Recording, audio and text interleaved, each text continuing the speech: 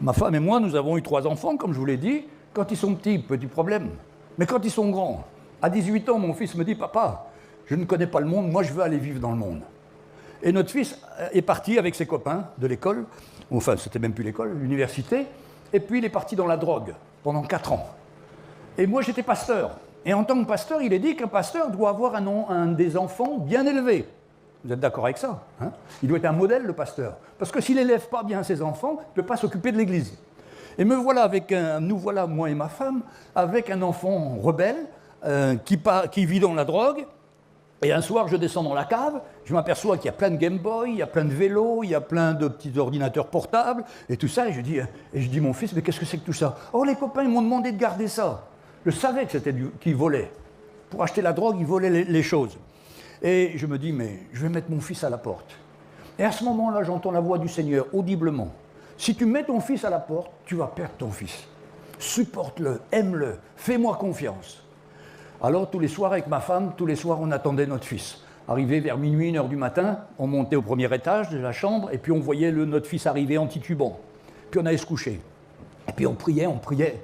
Et puis, au bout de 4 ans, ma femme a une idée. Il faut écouter les femmes, hein. Elles ont des idées des fois extraordinaires. Elle a dit, là, je crois que ça parle beaucoup ça.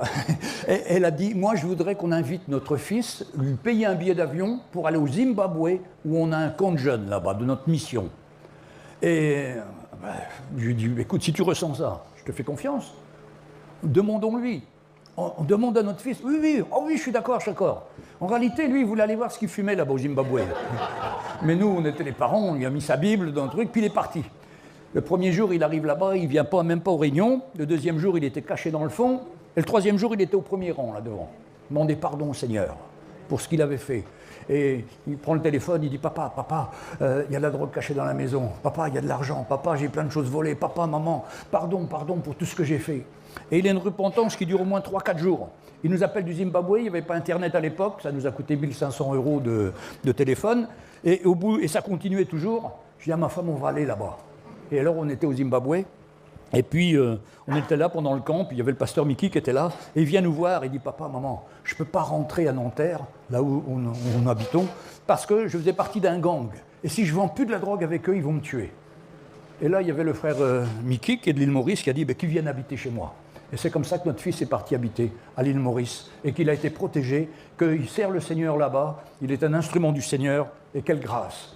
Mais je voudrais vous dire, quand un jour j'ai réuni tous les frères et sœurs d'église, j'aurais dit, écoutez, si je ne suis plus digne d'être pasteur, parce que mon fils a fait des bêtises et qu'il est mal élevé, je suis prêt à démissionner, trouver un autre pasteur pour me remplacer.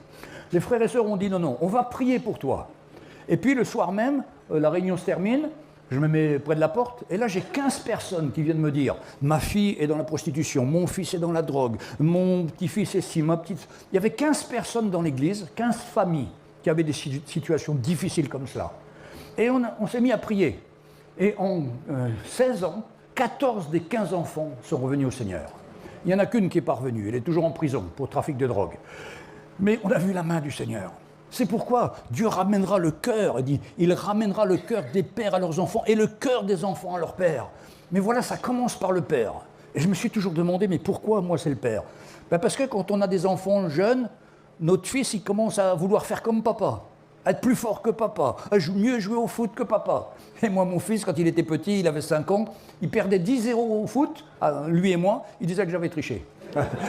Tellement il était dur. Mais le Seigneur a su le trouver par sa grâce. Et ça nous donne l'espoir à toutes nos familles, mes frères et sœurs, qu'on n'a plus nos enfants, ils sont partis dans le monde. Dieu a un plan pour les ramener. Parce que la vie du Seigneur, elle est tellement meilleure que cette vie dans le monde. Et d'ailleurs, notre fils qui vivait avec ses copains drogués, il revenait tous les soirs à la maison. Il me disait, papa, maman, je reviens parce qu'il y a la paix ici.